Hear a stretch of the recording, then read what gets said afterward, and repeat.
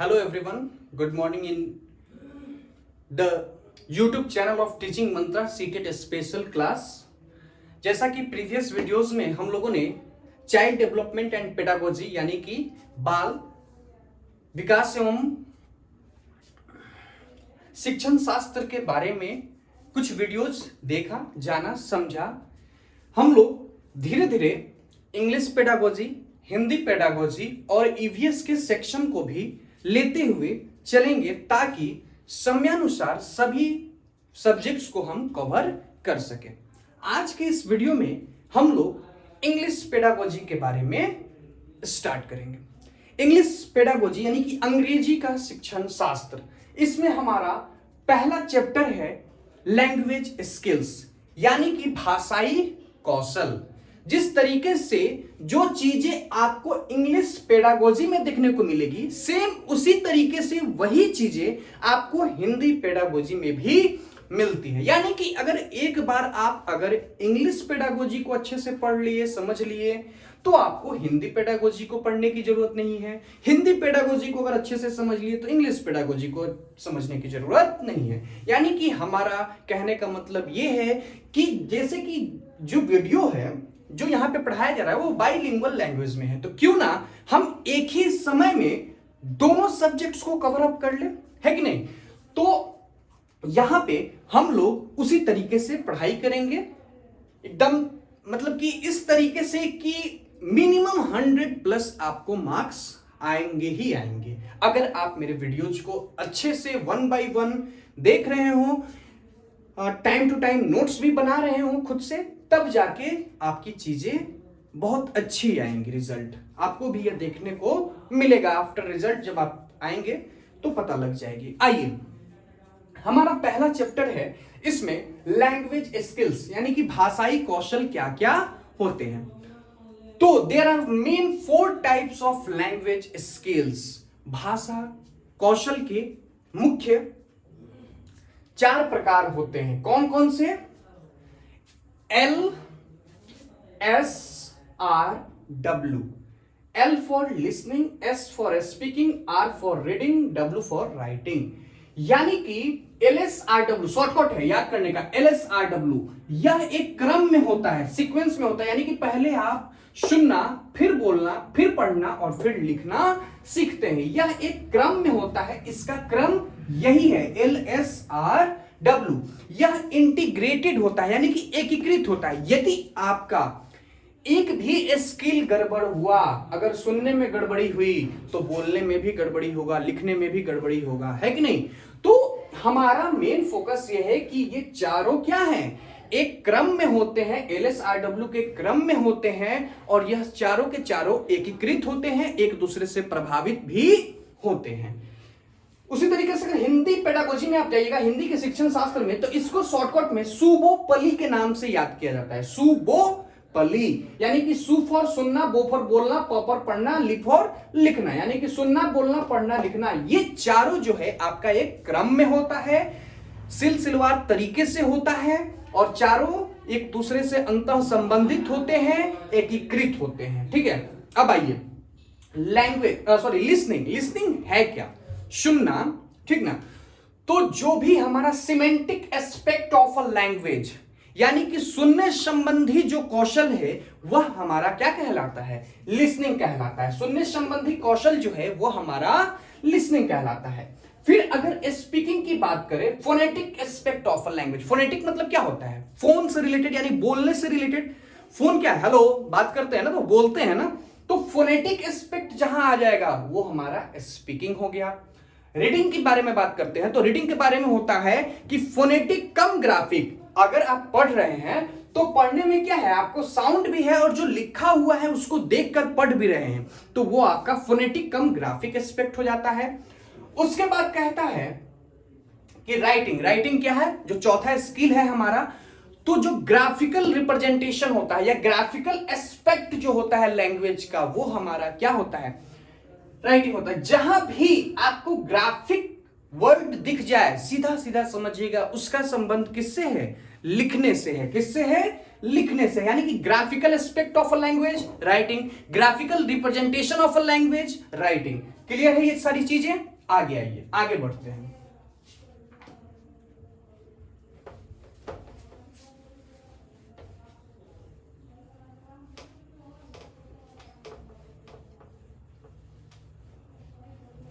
देखिए इसमें से कुछ जो हैं, जैसे कि हमारा लिसनिंग और रीडिंग, यानी कि सुनना और पढ़ना, इसको हम लोग रिसेप्टिव स्किल कहते हैं। इसको हम लोग क्या कहते हैं? रिसेप्टिव स्किल, यानी कि ग्रहणात्मक कौशल, ग्रहणात्मक कौशल, यानी कि ग्रहण करने का कार्य हम करते हैं, तो ये हमारा रिसेप्टिव स्किल हो गया। कौन कौन सा? सुनना और पढ़ना, ठीक है। साथ ही साथ यह हमारा पैसिव स्किल भी होता है। क्या होता है? पैसिव स्किल भी होता है, यानी कि इसमें तो हम डायरेक्टली एक्टिव नहीं है ना, तो ये हमारा पैसिव स्किल होता है। लेकिन वही अगर हम लोग बात करें इस स्पीकिंग और राइटिंग की, तो यह स्पीकिंग और राइटिंग जो है हमारा, यह हमारा एक्टिव स्किल होता है, एक्टिव स्किल होता है। इसी को, एक्टिव स्किल को ही हम लोग एक्सप्रेसिव स्किल भी कहते हैं। यानी कि हम जो है बोलकर या लिखकर अपने भावनाओं को, अपने विचारों को व्यक्त करने का काम करते हैं, इसलिए यह एक्सप्रेसिव स्किल भी है, यानी कि अभिव्यक्तात्मक कौशल। कैसा कौशल? अभिव्यक्तात्मक कौशल जो है हमारा, वो आपको बोलना और लिखना है। साथ ही साथ इसे हम लोग प्रोडक्टिव स्किल भी कहते हैं, प्रोडक्टिव स्किल, ठीक है।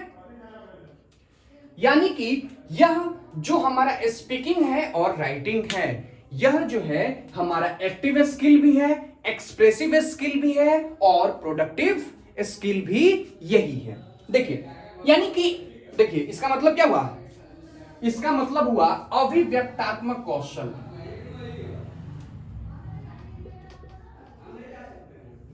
अभिव्यक्तात्मक कौशल, जो हम मतलब क्या हुआ? हम व्यक्त करने का काम कर रहे हैं, किसके द्वारा? बोलकर या लिखकर, तो यह हमारा अभिव्यक्तात्मक कौशल हुआ, एक्टिव स्किल हुआ, एक्सप्रेसिव स्किल हुआ या प्रोडक्टिव स्किल हुआ। तीनों एक ही है, और यह हमारा रिसेप्टिव स्किल है या फिर पैसिव स्किल जो है हमारा, यही होता है, ठीक है। इसी में अब आइए, यहां तक चीजें क्लियर है? आगे देखिए,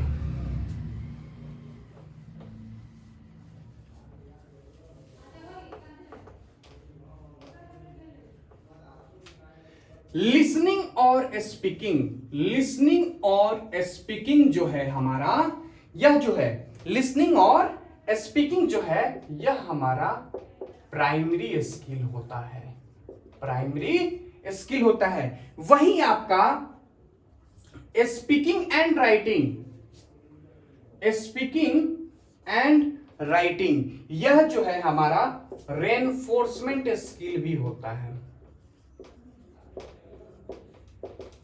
रेनफोर्समेंट मतलब पुनर्बलन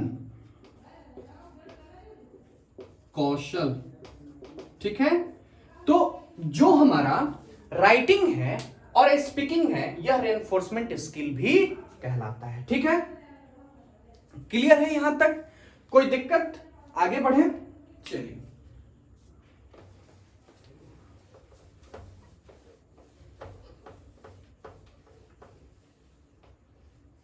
अब आइए एक एक करके थोड़ा डीप में और भी इसको जानते हैं कि इनकी क्वालिटीज क्या क्या है, किस तरीके से ये वर्क करता है। पहला हम लोग लिसनिंग को देखते हैं।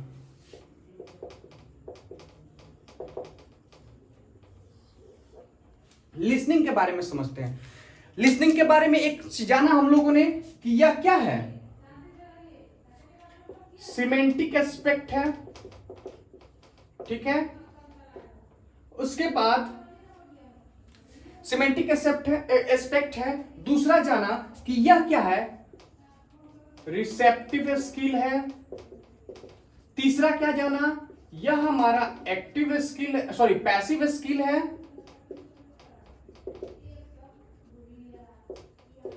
ठीक है, यानी कि लिसनिंग में हम क्या करते हैं कि डिड्यूस मीनिंग निकालने का काम जो है हम किस में करते हैं, आपको लिसनिंग में करते हैं। ठीक है, यहां तक चीजें क्लियर हुई। यह जो है हमारा ऑरल इनपुट होता है। कैसा इनपुट होता है, ऑरल इनपुट। यहां ध्यान दीजिएगा, ऑरल का स्पेलिंग AURAL है, वही अगर ORAL हो जाएगा ओरल, तो यह हमारा स्पीकिंग से रिलेटेड हो जाएगा। ठीक है, लेकिन जहां AURAL है तो यह हमारा लिसनिंग से रिलेटेड होता है। ठीक है, यानी कि देखिए इसमें क्या है कि सेंडर जो है मैसेज भेजता है और रिसीवर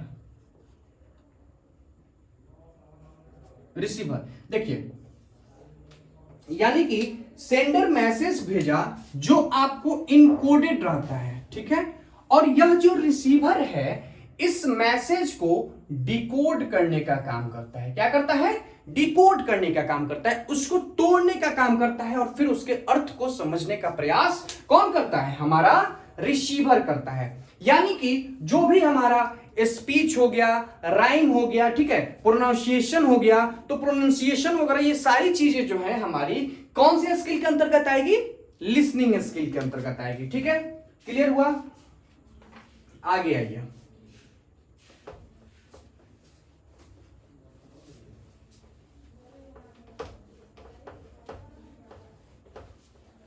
आगे हम लोग बात करते हैं स्पीकिंग के बारे में। स्पीकिंग के बारे में हम लोगों ने जाना कि यह कैसा इनपुट होता है। तो यह ओरल होता है, यह ओरल, वो था ओरल और यह है ओरल, यह ओरल मोड होता है। ठीक है, यह कैसा मोड होता है, ओरल मोड होता है। क्लियर है, यानी कि जो मुख से ओरल मतलब मुख से बोलने का जो काम है वो हमारा स्पीकिंग के अंतर्गत होता है। ठीक है, उसके बाद इसे हम लोगों ने जाना था कि इसे हम लोग प्रोडक्टिव स्किल भी कहते हैं, इसे हम लोग एक्सप्रेसिव स्किल भी कहते हैं, इसे हम लोग एक्टिव स्किल भी कहते हैं, है ना। ये प्रोडक्टिव स्किल भी है, एक्सप्रेसिव स्किल भी है और एक्टिव स्किल भी है। उसके बाद कहता है कि क्या आप लिसनिंग को और स्पीकिंग को पेन पेपर टेस्ट में ले सकते हैं। पेन पेपर टेस्ट तो नहीं, हम लिसनिंग को या फिर स्पीकिंग को पेन पेपर टेस्ट में नहीं ले सकते। यानी कि पेन पेपर के माध्यम से हम यह किसी के बारे में नहीं पता लगा सकते हैं कि उसका सुनने का कौशल या फिर बोलने का कौशल कैसा है। ठीक है, क्लियर है यहां पे। अब आइए देखिए, स्पीकिंग के भी 3 सिचुएशंस होते हैं।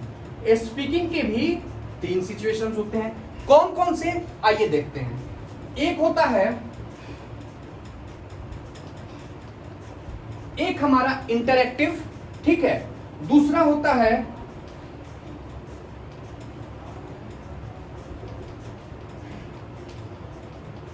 पार्शियली इंटरैक्टिव और तीसरा होता है नॉन इंटरैक्टिव।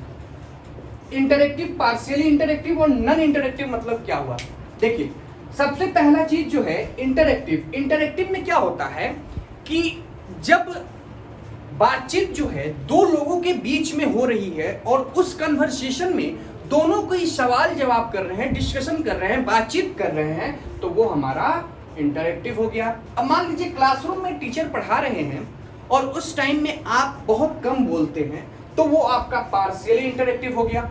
अब मान लीजिए कि टेलीविजन पे आपको न्यूज चैनल देख रहे हैं और वो न्यूज बोल रहा है और आपको सुनने का काम कर रहे हैं, तो क्या आप उसमें एक्टिव है? नहीं है, तो वह आपका नॉन इंटरएक्टिव